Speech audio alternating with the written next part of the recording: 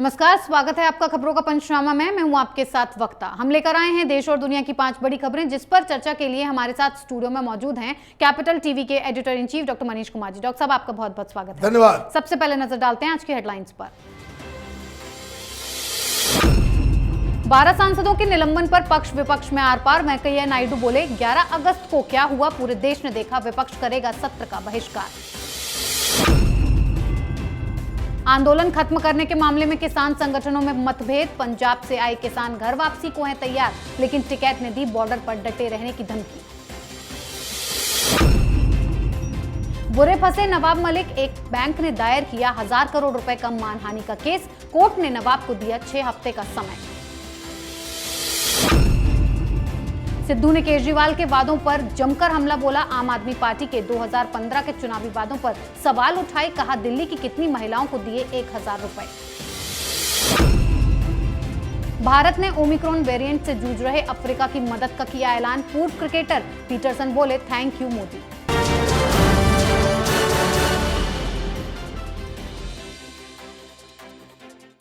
सबसे पहले बात संसद के शीतकालीन सत्र में हुए हंगामे की। संसद में हंगामे और अनुशासनहीनता के आरोप में राज्यसभा के 12 सांसदों को निलंबित कर दिया गया है। जिनको निलंबित किया गया है उनमें कांग्रेस, टीएमसी, शिवसेना, सीपीएम के सांसद शामिल हैं। सत्र के दूसरे दिन 12 सांसदों के निलंबन के मुद्दे को लेकर विपक्षी पार्टियों ने लोकसभा और राज्यसभा से वॉकआउट कर दिया। लोकसभा की कार्यवाही शुरू होते ही विपक्षी दलों ने निलंबन वापस लेने को कहा, लेकिन सभापति ने साफ इनकार कर दिया कि निलंबन रद्द नहीं किया जाएगा। 11 अगस्त को क्या हुआ ये भी याद दिलाया। डॉक्टर साहब, विपक्ष की बौखलाहट क्या दर्शाती है? पहले तो मर्यादा तोड़ी, अब क्या इरादा है? देखिए, आपने सही कहा, ये विपक्ष जो है ये दिशाहीन विपक्ष है। न इनके पास नीति है, न विचारधारा है, कुछ नहीं। ये सिर्फ और सिर्फ मोदी के घृणा में अंधे हो चुके हैं। अब ये क्या डिमांड कर रहे हैं कि भाई वापस कर दो? क्या आपको चाहिए? अधिकार चाहिए कि संसद के अंदर लोकसभा और राज्यसभा में मेज के ऊपर खड़े होकर के आप वहां पर डिस्को डांस करने की आपको आज़ादी चाहिए? आपको मारपीट करने की आज़ादी चाहिए? संसद के अंदर आपको चेयर के ऊपर किताब फेंकने की आज़ादी चाहिए? वेल के अंदर घुस करके आप हंगामा करें, पूरे सब काम धाम को आप जो है उसमें विघ्न डालें, इसकी आज़ादी चाहिए? जो एक्शन लिया गया है वो 100% है, वो कम लिया गया है। ऐसे वाहियात लोगों को तो संसद के अंदर घुसने ही नहीं देना चाहिए। वो तो देश ही अपना कमाल का है। हम लोग चुन लेते हैं ऐसे ऐसे लोगों को कि जो वहां जाकर के रकस क्रिएट करते हैं। अब दिक्कत क्या है कि सरकार ने कड़ा एक्शन ले लिया। अब ये लोग कह रहे हैं कि भाई मर्डर ऑफ डेमोक्रेसी है ये सरकार जो है प्रजातंत्र की हत्या कर रही है। अब पता नहीं जब से मोदी प्रधानमंत्री बने कितनी बार जो है डेमोक्रेसी की हत्या हो गई हिंदुस्तान में। इतनी बार तो कोई मरता नहीं है। और हर बार जब इनके मन का चले तो डेमोक्रेसी, इनको तांडव करने दिया जाए, इनको नौटंकी करने दिया जाए, वहाँ पे तोड़ फोड़ मेज पे चढ़ के डिस्को डांस करने दिया जाए तो डेमोक्रेसी जिंदा है। और जहाँ कानून का पालन कराया जाए तो इनको लगता है कि डेमोक्रेसी की हत्या हो गई। ये सब बेकार की बातें हैं।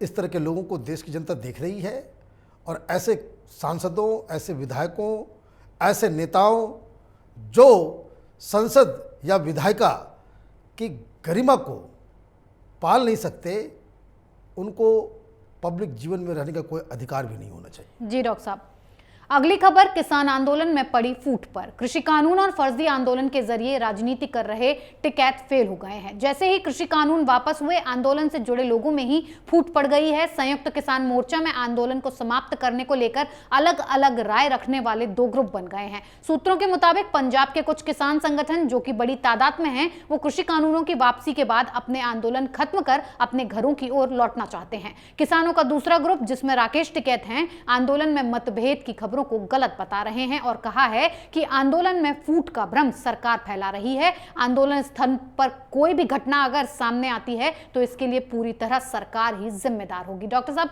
कृषि कानून वापसी के साथ ही आंदोलन में फूट पड़ गई है और राकेश टिकैत अपनी नाकामी छुपाने में जुटे हुए हैं। देखिए, राकेश टिकैत को ये लग रहा था कि इस आंदोलन के जरिए वो अरविंद केजरीवाल बन जाएगा, नेतागिरी उसकी चमक पड़ेगी, लेकिन ऐसा कुछ हुआ नहीं। और ये बात बिल्कुल सही है कि जो संयुक्त मोर्चा है, जो अपनी मीटिंग सिंघू बॉर्डर में करता है, जिसमें टिकैत को वो लोग बुलाते भी नहीं हैं, और बुलाया नहीं जाता तो टिकैत वहाँ जा भी नहीं पाते हैं। अब वहाँ पे दिक्कत क्या है कि पंजाब के जो किसान यहाँ आए हुए हैं, अब इस चीज़ को समझिए कि एमएसपी का जो ये पूरा बवाल है, ये किसान, पंजाब के किसानों का डिमांड का लिस्ट नहीं है। उन लोगों को तो ऑलरेडी मिल रहा है, ऑलरेडी उसमें प्रसन्न है। वो देश भर में एमएसपी की गारंटी वो नहीं चाहते, वो पुरानी व्यवस्था चाहते, कोई नई व्यवस्था नहीं चाहते।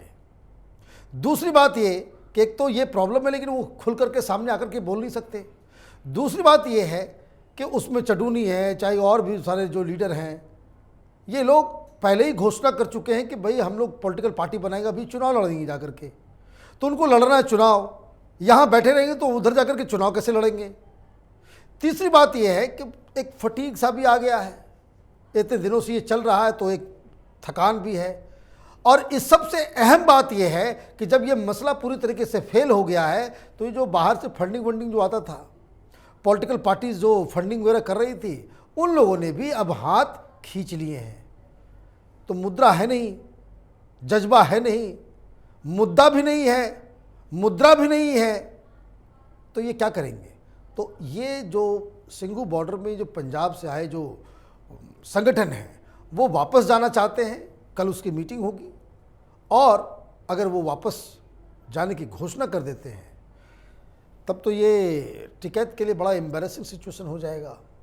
ये न घर का रहेगा न घाट का रहेगा, सारी नेतागिरी और सारा आंदोलन जो है वो हवा हवाई हो जाएगा। जी डॉक्टर साहब, अगली खबर नवाब मलिक की बढ़ी मुश्किलों पर। हर रोज नए नए आरोप लगाने वाले नवाब मलिक अब खुद ही एक बड़े मामले में फंसते नजर आ रहे हैं। ताजा मामला सेंट्रल कोऑपरेटिव बैंक से जुड़ा हुआ है। बैंक के खिलाफ होर्डिंग्स लगवाने के मामले में नवाब मलिक के ऊपर मानहानि मामला दर्ज कराया गया है। मुंबई की सेंट्रल कोऑपरेटिव बैंक की ओर से नवाब मलिक के खिलाफ 1000 करोड़ रुपए की मानहानि का मामला दायर किया गया है। बॉम्बे हाईकोर्ट ने एनसीपी नेता नवाब मलिक व 7 अन्य लोगों को इस मामले में जवाब दाखिल करने के लिए 6 हफ्ते का वक्त दिया है। साथ ही मोहित कंबोज ने नवाब मलिक के खिलाफ मानहानि का केस दायर किया था, जिसमें उन्हें 15,000 रुपए भरकर जमानत दी गई है। डॉक्टर साहब, नवाब मलिक पर हर रोज मानहानि के दावे हो रहे हैं, कितने कुकर्मों के फल मिल रहे हैं? देखिए, ये तो अपना चल ही रहा है। ये जो नया मसला आया है सेंट्रल कोऑपरेटिव बैंक का, उसमें इन लोगों ने कोई होर्डिंग लगा दिया था। उस होर्डिंग का पर्पस ये था कि जो सेंट्रल कोऑपरेटिव बैंक ये फ्रॉड बैंक है, इस तरह की बात, उस तरह का इमेज इसमें डाला गया। उसके बाद बैंक की तरफ से बाकायदा नोटिस भेजा गया नवाब मलिक को, और नोटिस का जवाब देते हुए नवाब मलिक ने कहा कि हमने नहीं लगवाया इन होर्डिंग्स को, हमारा कोई रिश्ता नहीं है, ना हमारी पार्टी का रिश्ता है। इसके बाद ये लोग कोर्ट में गए हैं, और कोर्ट ने 6 सप्ताह का वक्त दिया है कि जो आरोप आपके ऊपर लग रहे हैं उस पर आप जवाब दें। दूसरा कंबोज का मसला है। देखिए, हो क्या रहा है, चाहे वो मसला कोर्ट में हो, चाहे कोर्ट से उनको झटका लग रहा हो, जज साहब कोई बयान दे रहे हो, नवाब मलिक की फिलॉसफी बहुत ही साफ सुथरी है कि bad publicity is also a publicity. अब आप समझिए, उसको कोई फर्क नहीं पड़ रहा है कि जनता क्या बोल रही है, कितना बैड इमेज जा रहा है, कौन क्या किस तरह से क्रिटिसाइज कर रहा है, उससे कोई फर्क नहीं पड़ता। ये सवेरे सवेरे जो है अपना टेबल लगा करके मीडिया को बुला लेते हैं, और वो सुर्खियों में रहते हैं। और राजनीतिक के रूप से, अगर राजनीति के हिसाब से अगर इसको आकलन करें तो वो अपना सही काम कर रहे हैं। लेकिन ये मुद्दा थोड़ा डाइवर्ट हो गया है। दरअसल पार्टी की तरफ से उनको एक ही काम दिया गया था कि जितनी भी सेंट्रल एजेंसियां हैं उनके खिलाफ एक मुहिम छेड़ने का काम उनको दिया गया था। वो बखूबी उन्होंने किया है। और ये जो मसला, जो चाहे वो आप देखिए कि कितना बड़ा झटका लगा है। 4 महीने के लिए ताला बंद हो गया नवाब मलिक का। वो बोल नहीं पाएंगे समीर वानखेड़े के खिलाफ एक शब्द भी, क्योंकि कोर्ट की तरफ से कह दिया गया अब बहुत हो गया आपका भाषणबाजी, आप बंद कीजिए। अब ऐसे ऐसे लोग इस देश में मंत्री हैं। अब आप समझिए, जमानत लेकर के वो 15,000 रुपये का जमानत देकर के छूट रहे हैं, मंत्री हैं, और कद्दावर मंत्री हैं। तो ये देश वैसे ही चल रहा है। डेमोक्रेसी है तो नवाब मलिक जैसे लोगों को झेलना भी पड़ता है, देश के लोगों को। तो वही झेलिए, महाराष्ट्र के लोगों को झेलना पड़ेगा। जी डॉक्टर साहब, अब बात सिद्धू की कर लेते हैं। पंजाब में आम आदमी पार्टी और कांग्रेस के बीच छिड़ी जुबानी जंग और तेज हो गई है। पंजाब कांग्रेस के अध्यक्ष नवजोत सिंह सिद्धू ने अरविंद केजरीवाल पर जमकर हमला बोला है। नवजोत सिंह सिद्धू ने केजरीवाल को निशाने पर लेते हुए कहा है, जो लोग शीशे के घरों में रहते हैं उन्हें दूसरों पर पत्थर नहीं फेंकने चाहिए। आप महिला सशक्तिकरण, रोजगार और टीचर की बात करते हो, लेकिन आपकी सरकार में एक भी महिला मंत्री नहीं है। साथ ही सिद्धू ने केजरीवाल के पंजाब की महिलाओं को 1000 रुपए प्रति महीना देने के वादे को लॉलीपॉप करार दिया है। डॉक्टर साहब, आज सिद्धू ने पहली बार सही सवाल किया है कि केजरीवाल सरकार ने दिल्ली की कितनी महिलाओं को 1000 रुपए राशि दी है। आज पहली बार केजरीवाल के ऊपर सरदार जी ने कुछ कहा है। तो एक बात इससे क्या है, इस खबर का मतलब क्या है? इस खबर का मतलब ये है कि जितनी भी सुगबुगाहट हो रही थी, जो बातचीत चल रही थी केजरीवाल और सिद्धू के बीच में, वो मसला खत्म हो गया। ये मसला ख़त्म होने के लिए बहुत सारी चीज़ें, अभी वो पंजाब गए हुए थे। हालांकि आजकल तो पंजाब में ज़्यादा रहते हैं, दिल्ली में कम रहते हैं। दिल्ली में सिर्फ वो प्रेस कॉन्फ्रेंस करने के लिए आता है ये केजरीवाल, इंडिया का 2 झंडा लगा के, कि जैसे वो देश का प्रधानमंत्री हो, और वो झंडा लगा करके बैठ जाता है और वो अपना भाषण देता है और सारे मीडिया वाले पैसे लेकर के उसके प्रेस कॉन्फ्रेंस को दिखाते हैं। तो खैर ये अलग बात है। पंजाब में किरकिरी हुई।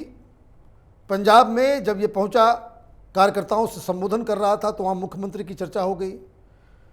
तो उसने कहा कि भाई इस बार जो है कोई मुख्यमंत्री पंजाब का ही होगा।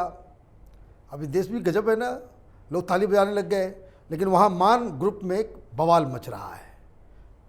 केजरीवाल के सामने मान ग्रुप के लोगों ने नारेबाजी की और बड़ा ही एम्बेरसिंग, वो यूट्यूब पे वीडियो है, हमने भी कल स्टोरी की थी।